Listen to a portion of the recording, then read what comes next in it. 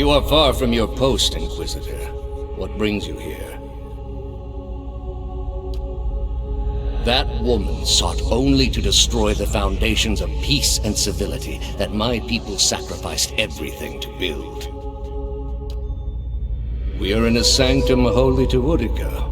There are others like it in service to the other gods. I come here often to pray for her counsel, and in this space I may be assured that she hears me. It has many uses, but its purpose is to bring structure to the chaos that surrounds it. They are monuments to Woodica's greatest servants among my people. I hope to join them myself one day, but my work is not yet complete.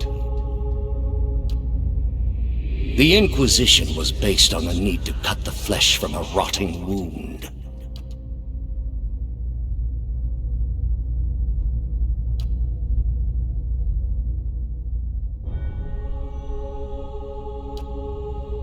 What is a god?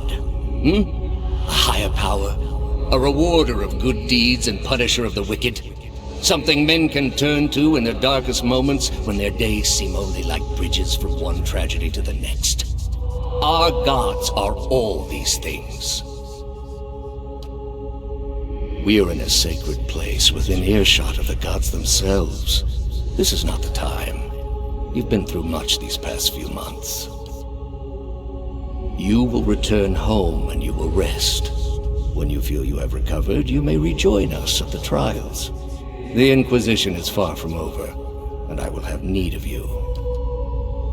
There are many who continue to spread the lies of the apostate. The Inquisition will not end until we have pronounced judgment on all of them.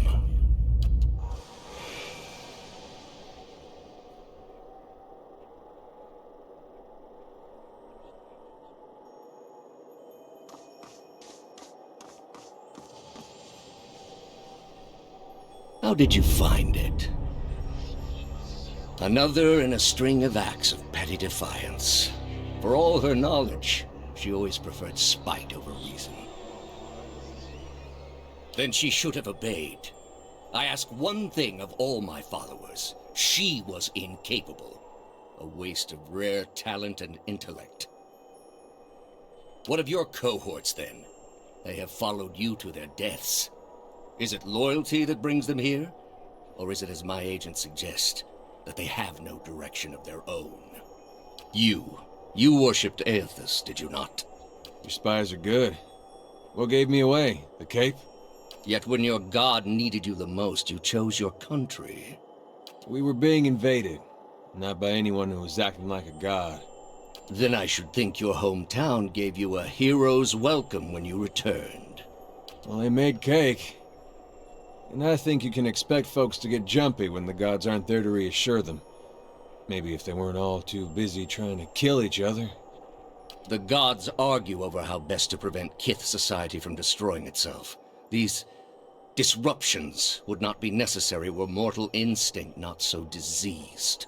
You have devoted yourself to studying the work of my people. Why? I thought your people had much to teach us. That we, too, could create great machines, improve our ships, make an empire as vast and impressive as yours ever was, built upon your secrets. And did you ever consider that these were things you were never meant to understand? That their comprehension is beyond you?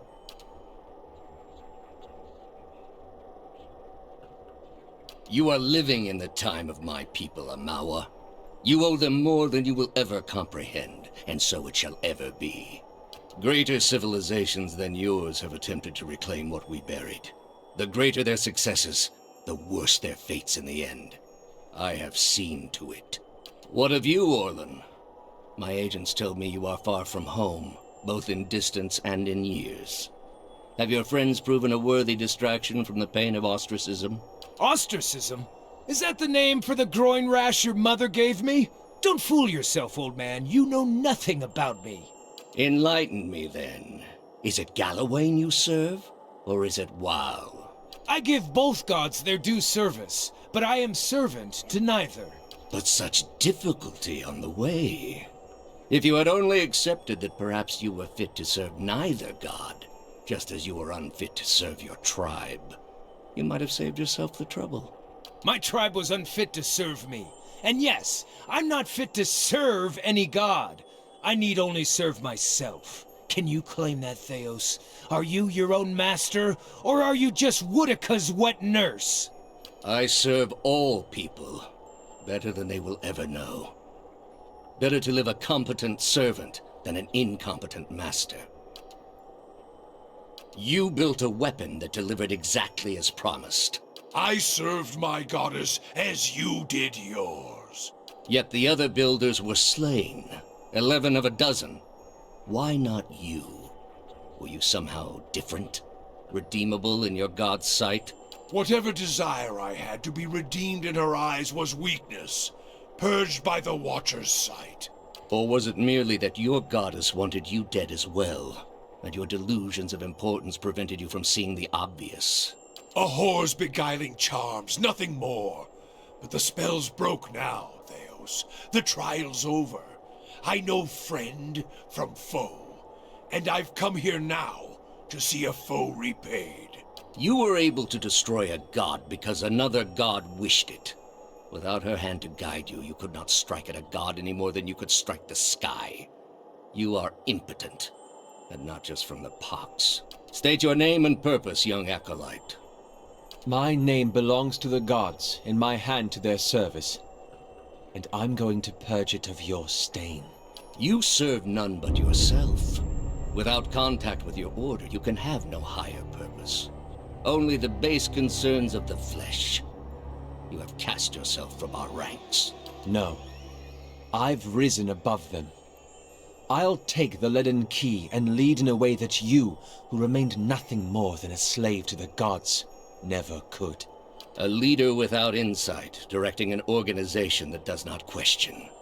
Quite a vision, Initiate. You are here because you are lost. The gods cannot reach everyone, I'm afraid. May you fare better in your next lives. I gather you have had your soul awakened. Why else would you shadow my footsteps like some stray mongrel? You think I have something to offer you, but our business was concluded long ago. I answered your questions once. That your soul is not fit to accept the answers is of little concern to me. I lied to no one. Not to you, not to anyone. The gods are real. They are everything we need them to be, and the world is better for it. The spread of our faith ended many such atrocities. I do what I must to ensure it continues to do so. The heart of this country has skipped a beat, nothing more. I have done far worse. I plunged the peaceful kingdom of Telosus into civil war. I slew the monarch of Desantio, whose people never knew hardship under his rule, and replaced him with a cruel despot who brought them to... When plague arrived at the great city of Arborensis, I saw to it that the cure did not. They piled their dead outside the city in heaps that rose above their walls. It is to show the proper perspective. There was a time, back when your soul was still a shapeless mist, when the world believed only in false gods. Thousands of them. Gods that told them to take slaves. Gods that told them to make war upon their neighbors and devour the slain. Gods that told them to burn their children alive and cover themselves in the ashes as a sign of their faith. But all that changed when they learned of the true gods. Our gods. All those misshapen, bestial instincts melted beneath the radiance of our God's majesty. You could see it in their eyes. That dull emptiness replaced with the glimmer of a kindled spark. And replaced it with one far worse. Have you imagined this existence? The one the apostate would have created. We are not all so virtuous as she. Without our gods, the most wicked, the most tyrannical, they would take that power for themselves. But more than that, it would be a hollow existence. All mysteries forever unanswered. All purposes constructed from meaninglessness. No endings to bring closure. Only a wheel, turning without mercy, grinding our spirits to dust. If you would welcome a wretched and lifeless existence, then by all means. But I will not see the rest of the world saddled with such a curse. All I have seen, the millennia of experience. I will not be dissuaded from this course. This is the only way. You are not the first to say that, nor will you be the last. As long as the cycle churns, my work will continue, unbroken. With your soul and thousands of others, I will see this world purged of its suffering. Hear me, Woodica. Your servant calls for aid.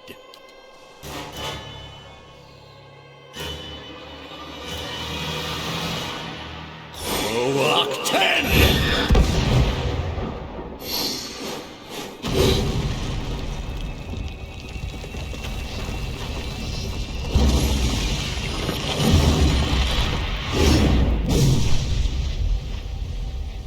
Breathe.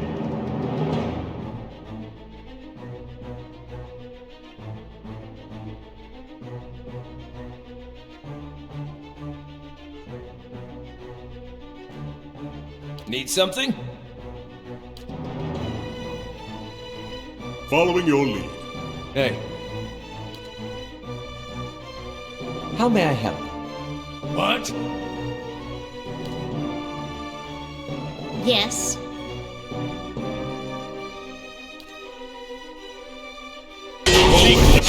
How may I help?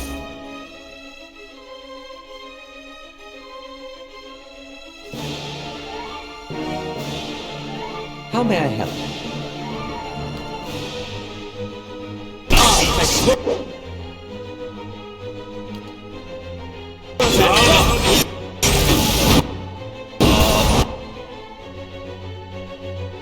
What? Hey.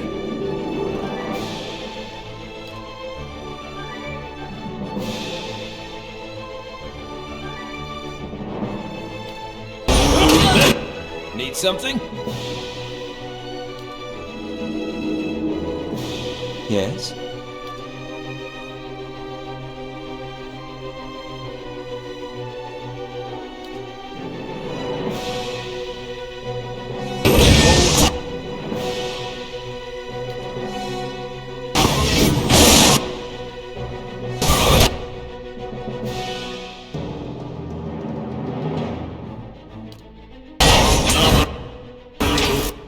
Beyond.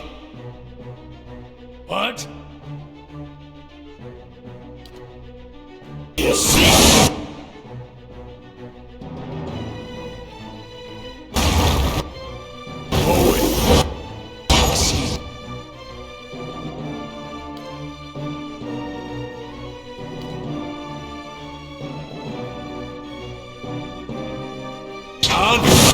How may I help?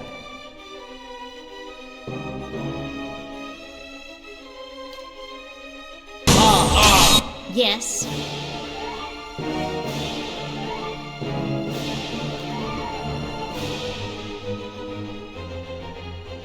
What?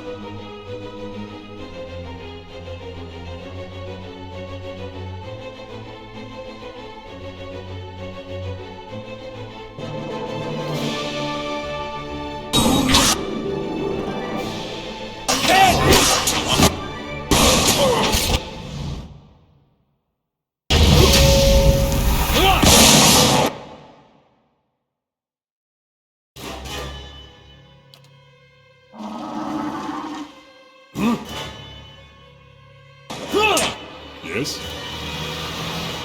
Aye? Lava! What?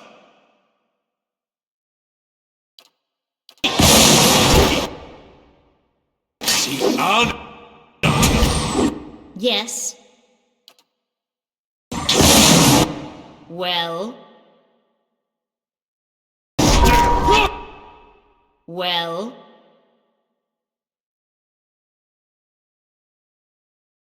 This thing... Aye?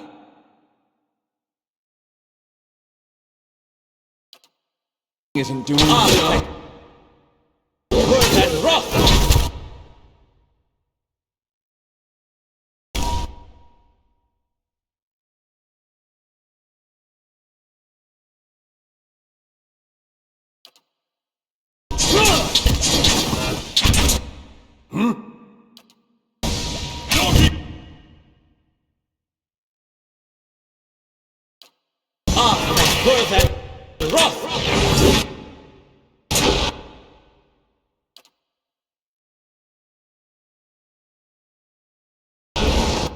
How may I help?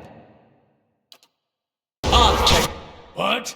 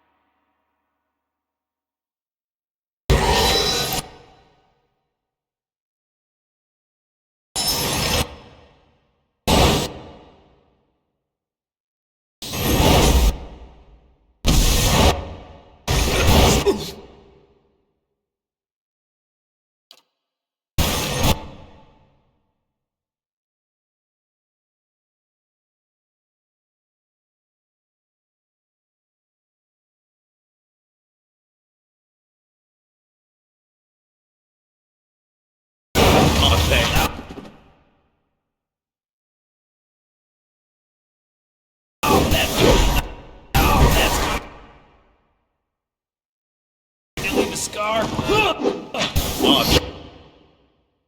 Worth it.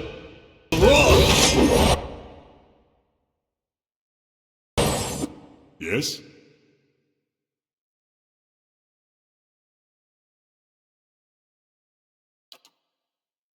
Watch where you're aiming that thing. Mow it. Yes? See?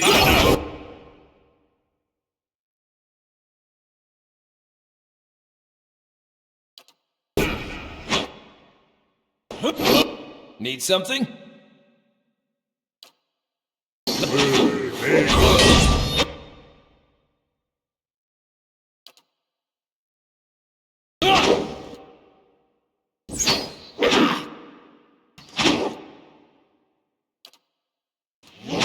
Love.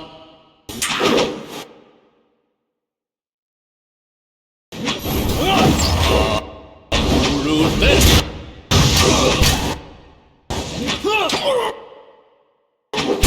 Well,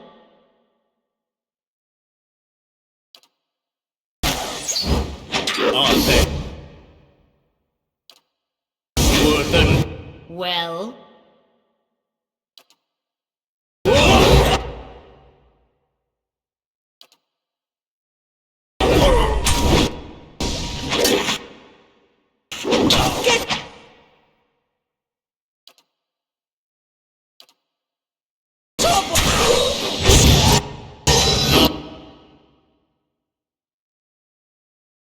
How may I help?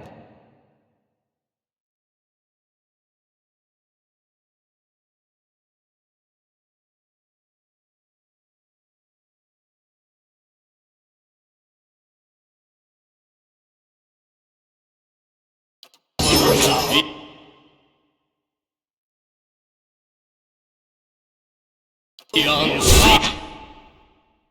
Arthur.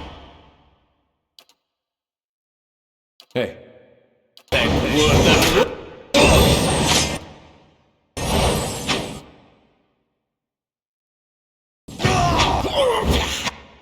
How may I help? Yes?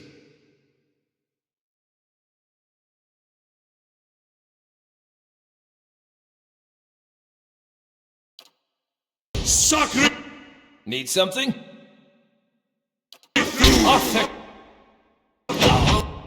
Yes?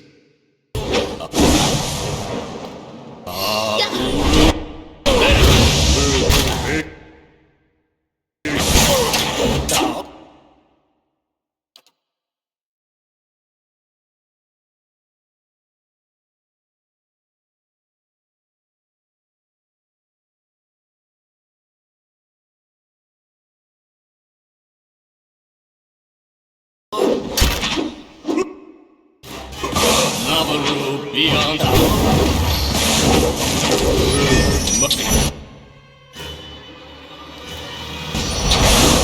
Arthur. Lavaru.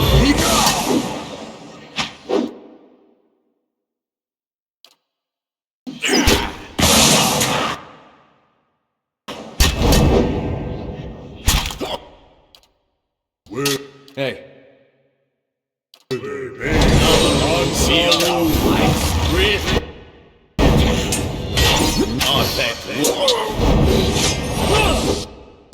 Stand still! Hey.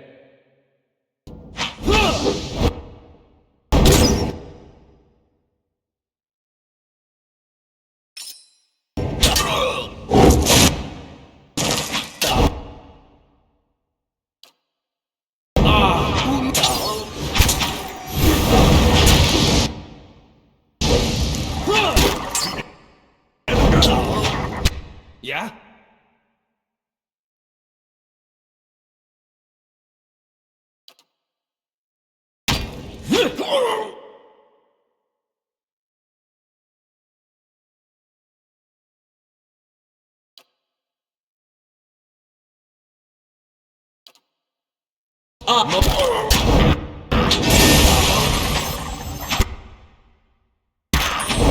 Hey.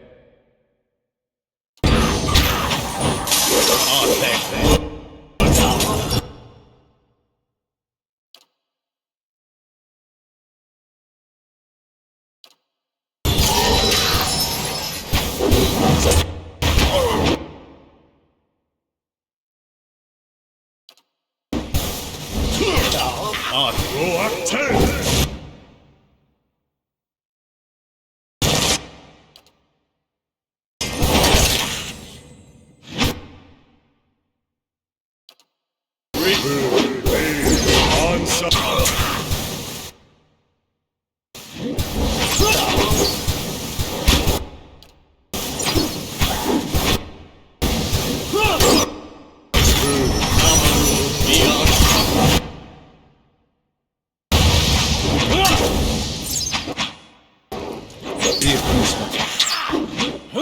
Leave it to me! Hey.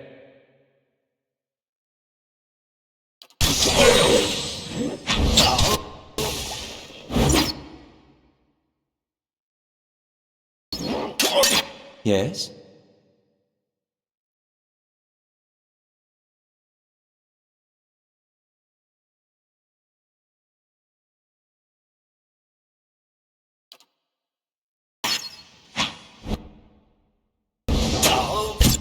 Need some?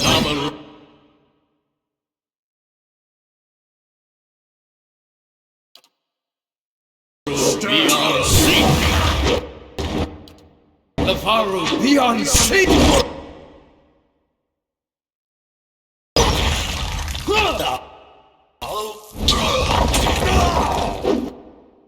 Yeah?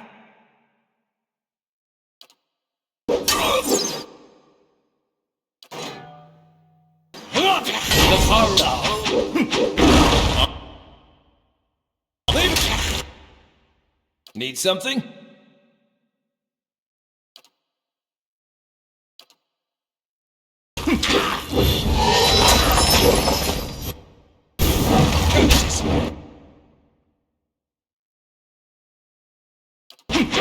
Architect Worth and Rock!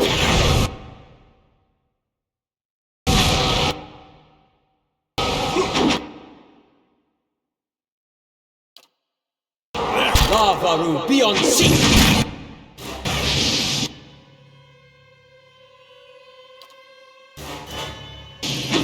Architect Worth and Rock!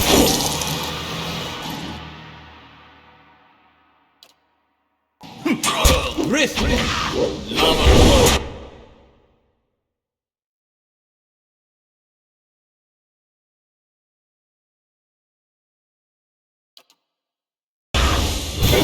Lavaru!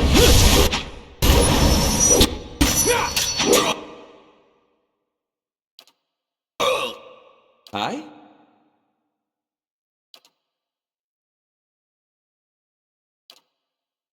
Lavaru!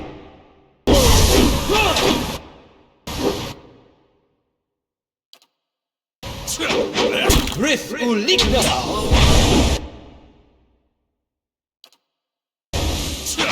Lavaru! Beyond sea!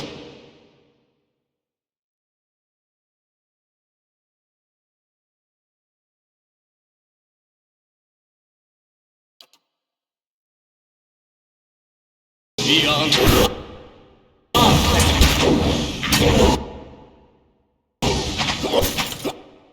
Aye? Lava.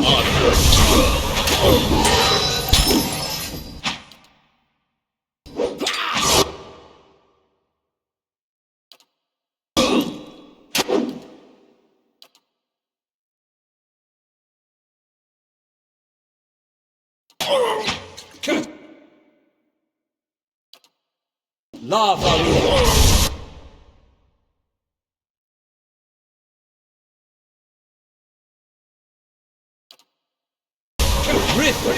Leave it to me! Lava Ruby. Lava. Leave it to me!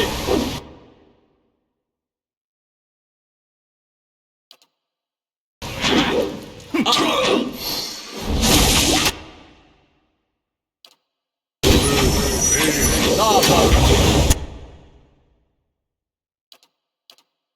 Hey. Yes? Lava. Rith Ulitza.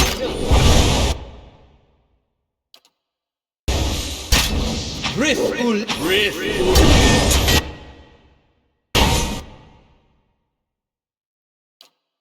Lava. Lava.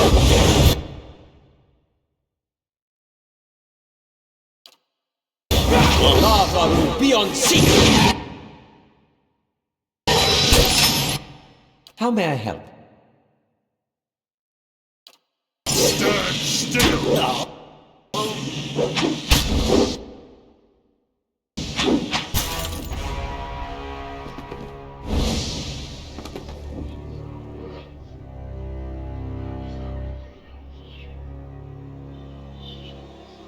All those lifetimes spent to preserve a single vital secret. I would expect a man to reconsider his choices after the first 500 years. That's the servant down, and the mistress still to go. A good start, worthy of being built upon. I hope this is the end, but what's to stop him from being born again with the same ill intent? And before you suggest the option, no, I'm not eating his soul. I'll put almost anything in my mouth, but not that. He was good at serving his god, I give him that. But he should have picked a better one.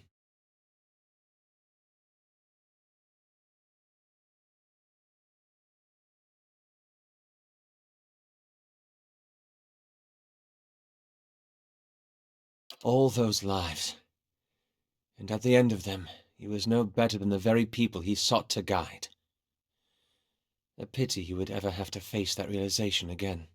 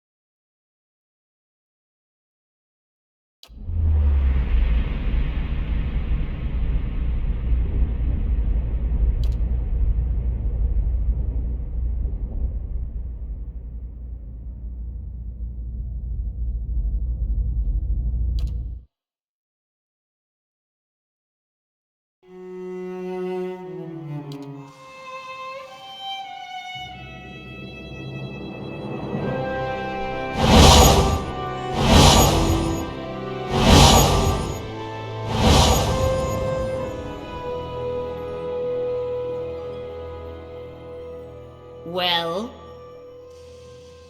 Theos, he had hold of your soul from a long time back, seems like.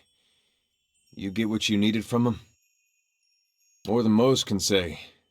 Country's still full of people who are dangerous when they're scared. You'll be feeling better soon, then. Good. That's real good. You got it figured out what you're going to do about all that? Got a lot of people out there thinking they've been abandoned by their gods. There's not much that'll put the fear in you more than that. You can take my word for it. If it was in my power, and I know it's not, but if it was, I'd send every last one of those souls right back where they were supposed to go in the first place. So folks could get back to believing what they used to. And after what you've been through, though, I'm sure you got your own ideas. Better make it good. We've come to the end of it, my friend. It has been an honor to walk this road with you, and I will regret our parting.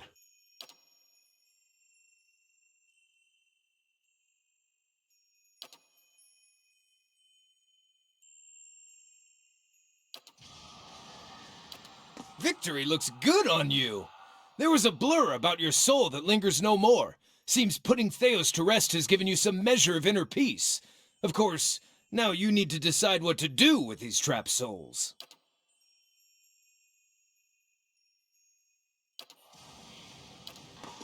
Astounding.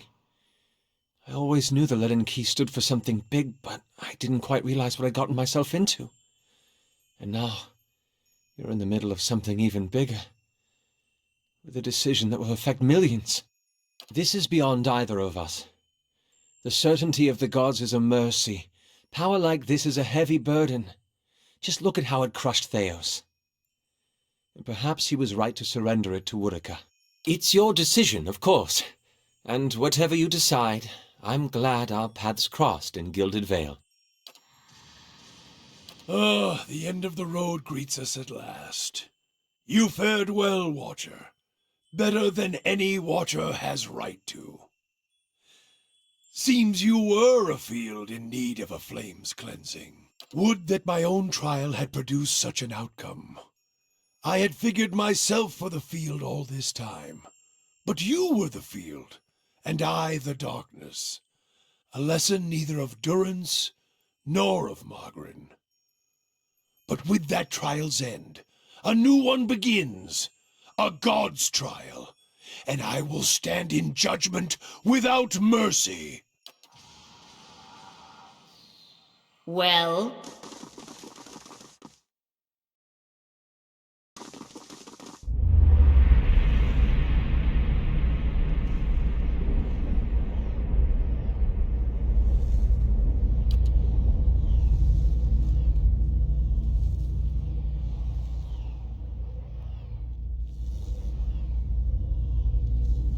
I have observed you, Watcher. The way you handled that noble girl in Deerford, delivering an idle effigy to her uncle. A most careful scheme. You have labored at the pleasure of others. That shriveled hag in Hodrit House.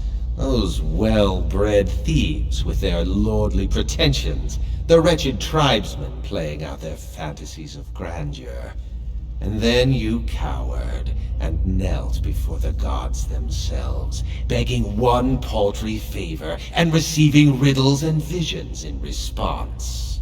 And now the gods give you orders and commands, even while you set out to fix what they cannot. Yet what have they offered you?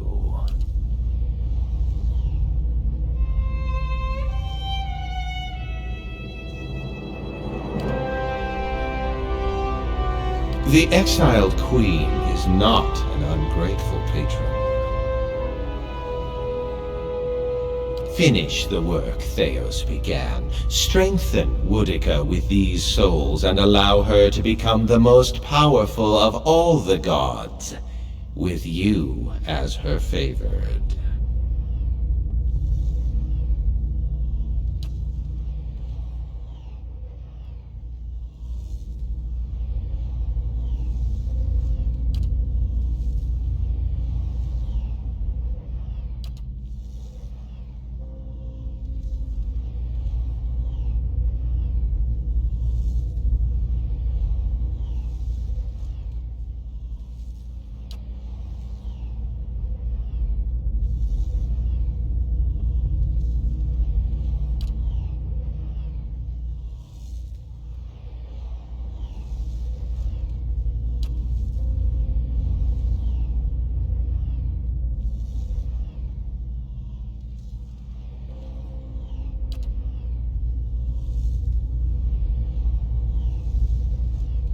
Yes, consider well the prosperous lives and the power that awaits you.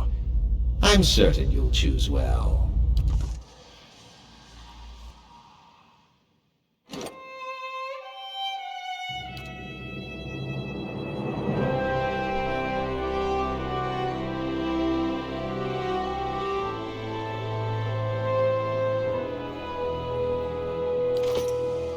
What is it?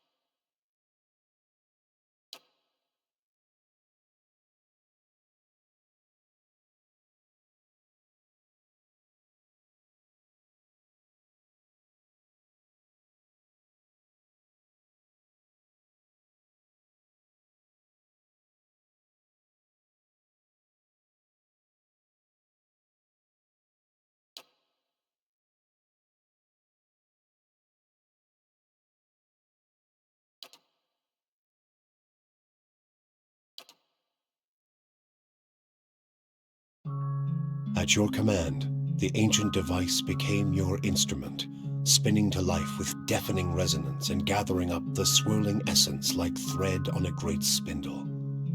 There, in the pale pulsing glow of the machine that set you on this path long ago, you summoned all your strength, focusing on your objective and blocking out all else. With a single concussive blast that rocked the chamber and sent you tumbling to the ground, you freed the souls from their stasis. Exhausted, your consciousness slipping away, your last sight was of the machine, dark and dormant. Then your eyes closed, and sleep welcomed you at long last. After coming to and searching for some time, you discovered the route Theos used to enter Sun and Shadow, and embarked on a long and arduous ascent back to the surface. You emerged in Ter Evron after days of tunneling through the rubble Theos had left behind, and when you stepped into the daylight, you were faced with a different Deerwood than the one you had left. At your direction, the thousands of souls gathered at the machine in Sun and Shadow were disintegrated, their essence scattered to the winds like a lifting fog, never again to find its way into the body of a living being. Though none in Deerwood would ever know for certain what had become of the missing souls, many followers of the Beast of Winter were given visions of a mass exodus to a land of eternal peace, and solemn celebrations were held the following day among his faithful. The last hollow birth in Deerwood was already in the past, and a new peace of mind had come, not just to the lost souls of the Hollowborn, but to all the people of Deerwood. Gilded Vale remained under the harsh rule of Lord Radric, who reigned unopposed after the death of his cousin Kolsch. He continued to terrorize the people of Gilded Vale, looking for Aerthasians in their midst. But to Radric, the sudden and unexpected end to Widewind's legacy came as a sign of the success and righteousness of his efforts, and in time his own people came to believe it too. He relaxed his use of authority, no longer seeing his own people as potential threats, and Gilded Vale began to regain some of its old luster. Following the assassinations of Duke Avar Wolfgren and Lady Webb, Defiance Bay was thrown into political upheaval. In the ensuing weeks, the streets had become the domain of looters and blackguards. Few dared to step outside their own doors alone or unarmed. But order would soon come from an unexpected source. House Dominel, realizing that stability was good for business, brought the city's criminal elements in line through a systematic campaign of fear and intimidation. Capitalizing on the mutual antipathy of the Dozens and the Knights of the Crucible, House Dominel continued to manipulate both groups from the shadows, ensuring their decline and eventually supplanting their authority in Defiance Bay. Defiance Bay was served well by the Dominel's rise. Their subtle political maneuvers and lack of legal oversight allowed them to broker a number of favorable trade deals, rekindling the city's economy. Although their cautious approach in the legacy's aftermath had perhaps denied them broad notoriety outside of Defiance Bay, House Dominel's wealth and influence both continued to grow unchecked. The destruction of the machine atop Ter Noaneth spelled the end of the reanimated corpses in Heritage Hill. Though at first few were willing to venture into the abandoned district, it was soon cleaned out and rebuilt. The district's horrors still fresh in people's minds, it would be some time before it was fully repopulated. But eventually the lure of cheap prime land would all but erase the memory. The Duke's assassination at the apparent hands of an animancer had caused catastrophic rioting in the streets of Defiance Bay. But those who had escaped the melee and the palace hearings remembered the testimonies of the strange guest who had shown up that day and absolved animancy, implicating the leaden key instead. The rumor spread quickly, and soon the popular belief was that the assassin had been a leaden key spy. When the legacy had lifted, people came to see it not as a sign that the riots had been according to the god's wishes, as Theos had hoped, but as a confirmation that animancy had never been the source of the problem in the first place. Deerwoodans instead convinced themselves that the riots had somehow purged Defiance Bay of leaden key spies, and that the end of Whitewind's legacy was their well-deserved reward. The rage against animancers was quickly forgotten, and those who had survived were permitted to return to Brackenbury Sanitarium and rebuild it so they might resume their studies. In the town of Deerford, an underground cult dedicated to Scan insinuated itself into the town's institutions. It became a popular travel destination for the wealthy, who were actively courted by the town's leadership. But few who visited the town would ever return, as they soon found their fortunes plummeting and their reputations destroyed by their own kin. Abidon's renewal brought new vigor and purpose to a god long known for quiet, steady labor. Handicraft saw a revival in the Deerwood, and no smith wanted for an apprentice. Additionally, Abidon's restored interest in preservation led to redoubled efforts to survey Engwithan ruins. Animancers and craftsmen alike found much to study, but tensions with Aer Glanfath rose. As for Stalwart, the Battle of Caeron's Scar only strengthened their resolve to unlock the mysteries of Durgan steel and build new marvels with the White Forge. However, Stalwart's ambitions brought them into further conflict with the Raid Serens, as more and more impoverished communities gathered at the border and vowed to finish the work of the Iron Flail. It would be many generations before the region saw peace. The battle against the Eyeless left Stalwart more hostile than ever toward the ogres in its midst, and the villagers grew bolder as they grew more prosperous. After a handful of bloody skirmishes, the Flames That Whisper clan left the Russet Wood to seek a quieter, more isolated home in the White March. While many such places existed in the mountains, the crossing was treacherous, and the ogres often found themselves embattled with other clans whose territory they passed. Less than half of the Flames That Whisper survived the journey, but those that did found a haven far from Kith lands. Releasing Harmka left the Devil of Carrick with a gnawing dissatisfaction that continued to eat at her long after the Watcher confronted Theos. She resumed her search for the men and women who had raised Cold Morn, clinging to the hope that enacting her revenge might one day allow her to feel something. Yet, as she hunted and killed, the futility of her actions grew like a leaden weight in her gut. Her movements grew stiff and sluggish as her zeal deserted her. One day, she found herself surrounded in Maiden Falls. As she tried to fight back against the villagers, she felt her arms stick in their sockets and her legs buckle beneath her. The villagers tore her body apart and shattered its segments while she screamed, feeling none of it. Zawa came to believe that the Takan had survived through him. He returned to Ishamatal, where he united a number of small, vulnerable tribes under the beliefs of his people. He called them Takanakin, kin of Takan, and under his tutelage, they became strong enough to resist would-be conquerors. Zawa taught his secrets not to one chosen person, but to all, that the line of knowledge might never be broken. Free from the burden of her memory, Maneha soon left the gift-bearers and resumed adventuring. Now that she had a taste for the world, she wanted to experience it anew. Maneha rediscovered her zest for battle, extravagance, and romance. She kept her gaze on the horizon, looking from one journey to another more distant, from the lover in her arms to another more fervent. Hers was a life of excitement, violence, and passion. She moved too quickly for regret to catch up with her, and she hoped only that she might outpace it in the next life as well. The fortress of Cadnua emerged as a bastion of security in the midst of an untamed land, becoming the envy of every thane and earl in Deerwood.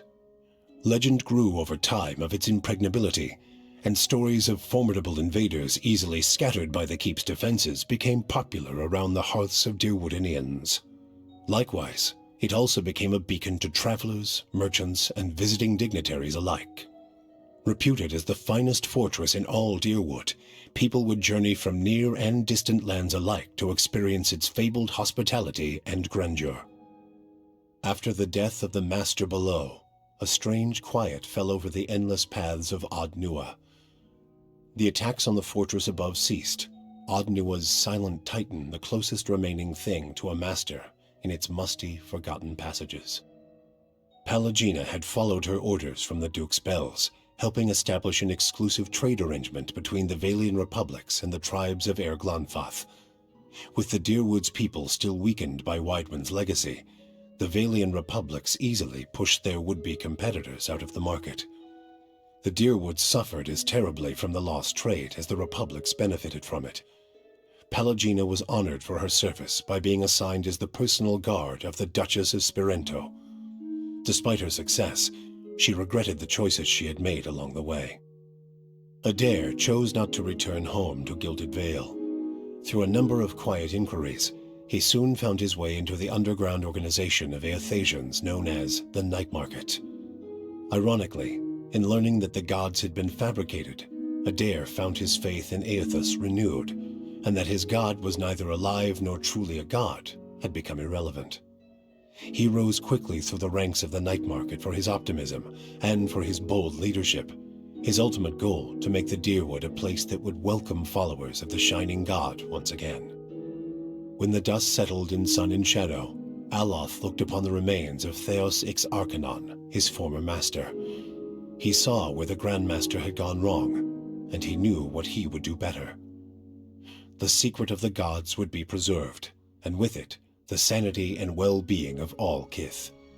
He donned the remains of Theos's ceremonial garb and prepared himself for the long and lonely task ahead. With both their aims fulfilled, Kanarua bid the Watcher farewell and sailed back to his beloved Rawatai. There, he reported on his findings to the Lore College. Kana spoke of the Engwithan people, describing both their vile experiments and their inspiring accomplishments. He spoke too of the destruction of the tablet by the Leaden Key and the group's efforts to erase the Engwithan legacy from the world. Both inspiration and cautionary tales, he said, could be found in the world beyond Rawatai's borders. Kana urged his people to continue to pursue knowledge abroad so that the lessons found there might benefit Tekoa. Kana's inability to prove his theory of Engwithan influence diminished his academic standing, but his passion drew much interest from those less concerned with degrees. Kana swiftly became an influential figure in the move toward a more collaborative approach to expansion on the northern continent. In his personal life, he came to enjoy the reputation of an affable eccentric, willing to share grand and impossible secrets, along with a drink and a song. With Theos defeated and the souls released from sun and shadow, healthy children were born once again in the Deerwood. The grieving mother sought a place where she might do penance for the birthing bell. She returned to Deerford, where, to the astonishment of the villagers, she delivered the first healthy child in over a decade. She remained there, and with each new birth, she saw a measure of hope restored to the Deerwood and a measure of grace for her own troubled past. Durrance used Magrin's strength only until Theos had been cast from the world, and then swore off her influence entirely. Regret came to weigh heavily on his mind, and a man who had never previously lacked for words or opinions came to embrace silence and contemplation. He continued to wander, penniless and destitute, searching now not for the reason for his goddess's silence, but for a mechanism for revenge. The charred robes he continued to wear as a reminder that he had been burned by his goddess, and not just by the flames of the Godhammer. For you, the death of Theos brought an end to your waking visions, and a silence to the whispers of the past. In their absence, you were able to sleep. The questions of a distant lifetime ceased to trouble your soul. All that remained was what to make of the answer. But at the moment, there was little to be done, and the matter would have to wait. A long journey loomed ahead, made no easier by your decision to bring an infant to Sun and Shadow.